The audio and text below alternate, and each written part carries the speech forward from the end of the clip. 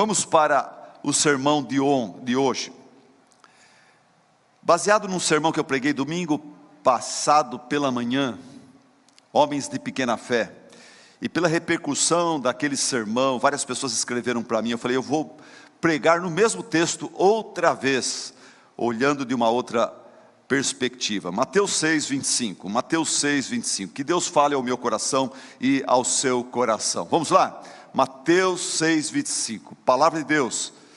Parte do sermão pronunciado pelo próprio Senhor Jesus Cristo, aonde ele diz: portanto eu lhes digo, não se preocupem. Essa palavra vai aparecer várias vezes, essa ordem, não se preocupem, presta atenção.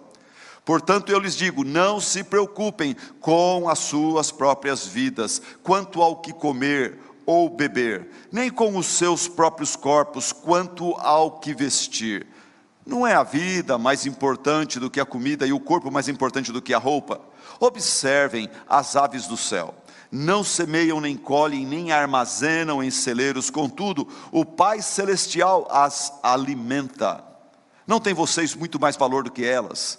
Quem de vocês, por mais que se preocupe, pode acrescentar uma hora que seja a sua vida? Por quê? Por que vocês se preocupam com roupas? Vejam como crescem os lírios do campo. Eles não trabalham nem tecem, contudo eu lhes digo que nem Salomão, em todo o seu esplendor, vestiu-se como um deles. Se Deus veste assim a erva do campo, que hoje existe e amanhã é lançada ao fogo, não vestirá muito mais a vocês, homens, mulheres de pequena fé. Portanto, não se preocupem, dizendo: o que vamos comer, o que vamos beber, o que vamos vestir? Pois os pagãos é que correm atrás destas coisas, mas o Pai Celestial sabe que vocês precisam delas. Busquem, pois, em primeiro lugar o reino de Deus e a sua justiça, e todas estas coisas lhes serão acrescentadas. Portanto, não se preocupem com o amanhã, pois o amanhã se preocupará consigo mesmo. Basta cada dia o seu próprio desafio, o seu próprio mal. Até aí. Que Deus abençoe a explicação e aplicação dessas palavras de Cristo.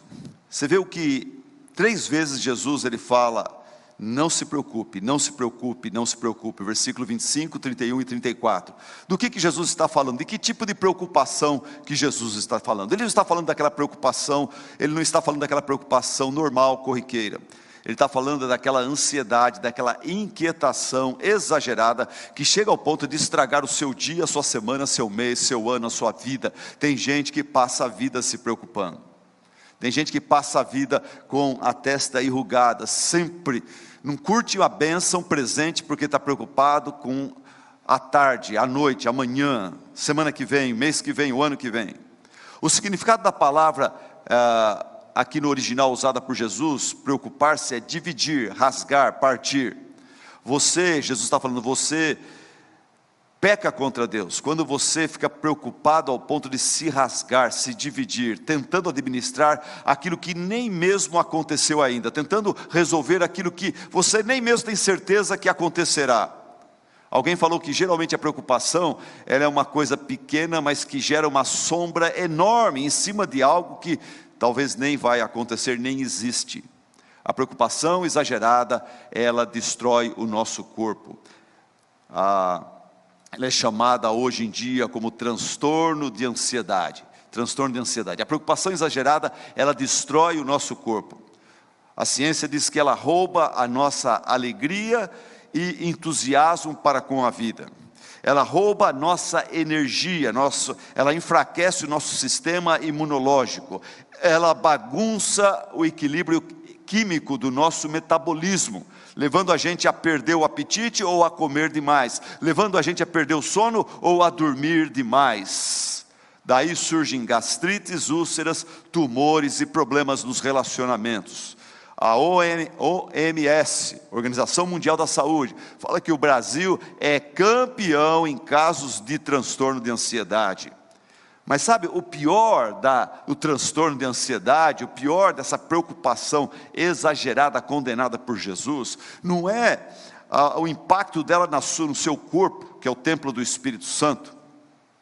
mas é o impacto dela no seu relacionamento com Deus.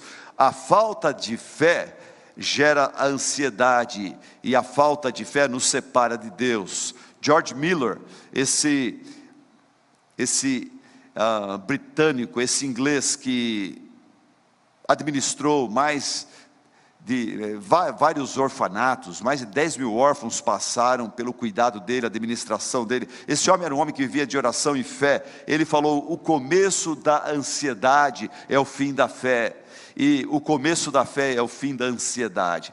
Por que Jesus então condena a ansiedade? Porque a ansiedade, ela nos desliga de Deus. Imagine um computador da IBM, da NASA, desligado da força elétrica. Não serve para nada. Aquele artefato tecnológico maravilhoso, poderoso, sem eletricidade, não serve para nada. Assim é você, desligado da fonte de vida, de poder, que é o próprio Deus. E a ansiedade significa que você não está na fé, e sem fé você não pode agradar a Deus, você não pode ter comunhão com Ele. Jesus, portanto, fala 3 vezes: não se preocupem, não se preocupem, não se preocupem. A ansiedade é um inimigo que precisa ser derrotado antes que ele derrote você. Não adianta, quanto à ansiedade, gente, não adianta autoajuda, viu? Quanto à ansiedade, não adianta automotivação, não adianta você dar uma de confiante.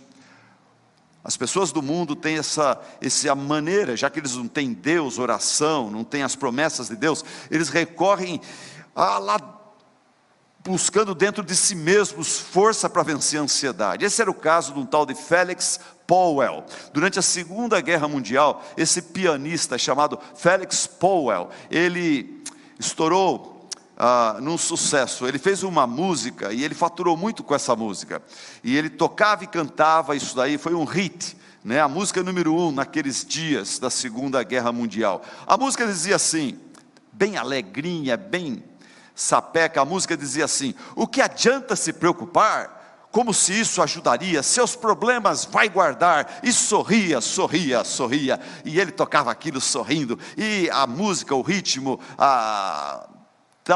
levava as pessoas a começar a dançar e tudo mais. E sabe o que aconteceu? Esse homem, buscando essa autoajuda: não, eu não vou ficar preocupado, eu vou sorrir, eu consigo, eu faço, eu decido. E ele fazendo isso, um dia depois de um show, cantando o seu hit, ele foi para sua sala lá, e ele se matou, se enforcou. Por isso Jesus, ele fala: não se preocupe, com a ajuda de Deus, buscando na palavra de Deus, buscando força do Espírito Santo, aprenda a não se preocupar.